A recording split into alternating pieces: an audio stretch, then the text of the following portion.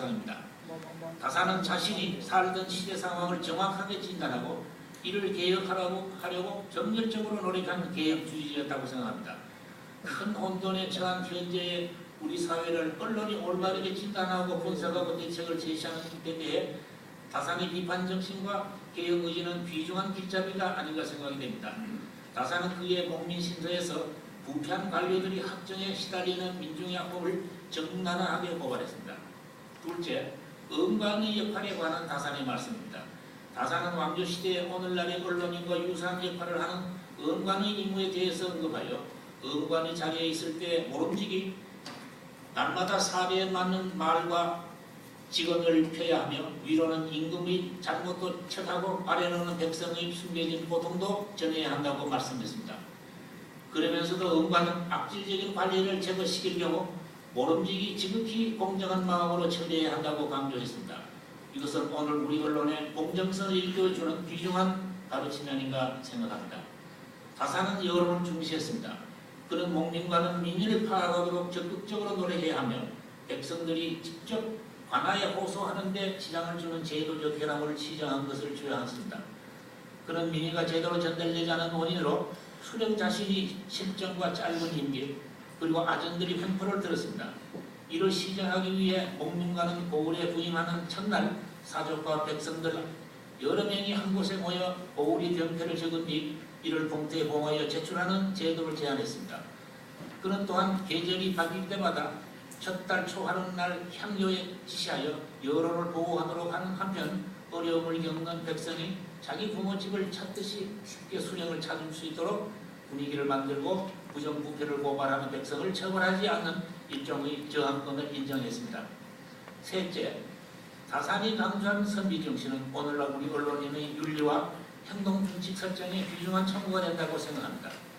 다산은 선비를 국민인복을 이룩하기 위해 국정수행이 필요한 학문과 지식을 갖춘 자라고 규정했습니다. 오늘의 한국 사회에서 언론인이 과연 선비가 될 수 있느냐에 관해서는 이론이 있을 것입니다.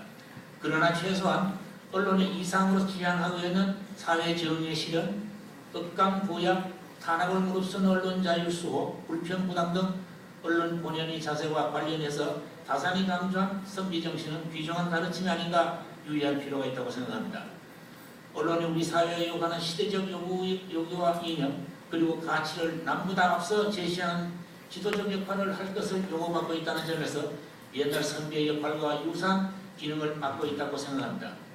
우리 언론은 사회의 공기를 자처하고 있습니다. 모든 언론인은 국민의 알 권리를 위해 봉사할 의무가 있죠.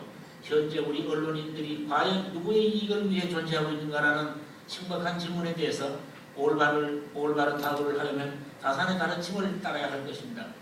넷째, 다산에 대해서 우리 언론이 배워야 할 점은 타고난 문장가인 그의 문장가입니다.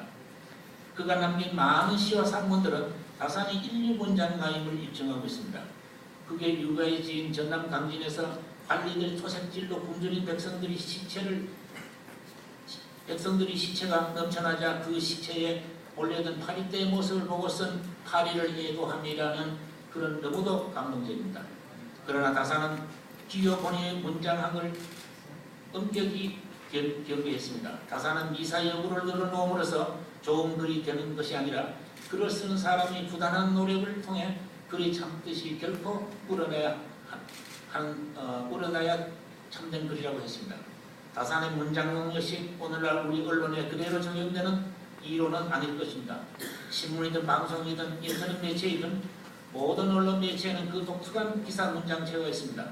그러나 어떤 기사 문장이든 문장에 대한 부도자와도 같은 진지한 다산의 기본적인 접근 방법만은 오늘의 언론인들이 본받아 마땅하다고 생각합니다.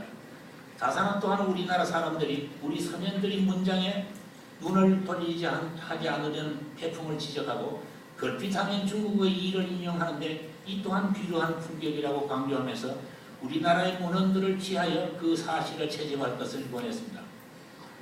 다산은 우리 문화와 역사에 대해 확고한 긍지와 사랑을 간직한 점에서 대단히 자랑스러운 우리 민족의 큰 스승이라고 하겠습니다. 우리는 문화적 쇼비니즘에 흘러서는 안 되겠지만 우리가 글을 쓸 때 덮어놓고 서양 사람들만 인용하는 잘못된 태도는 고쳐야 할 것입니다.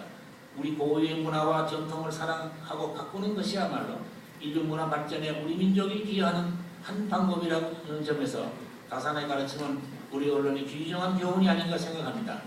때마침 한류가 대중문화의 한류에서 한 단계 높은 문화의 한류, 철학의 한류, 사상의 한류로 승화시켜야 할 시기를 맞아 다산의 사상은 더욱 빛나는 것이라고 생각합니다.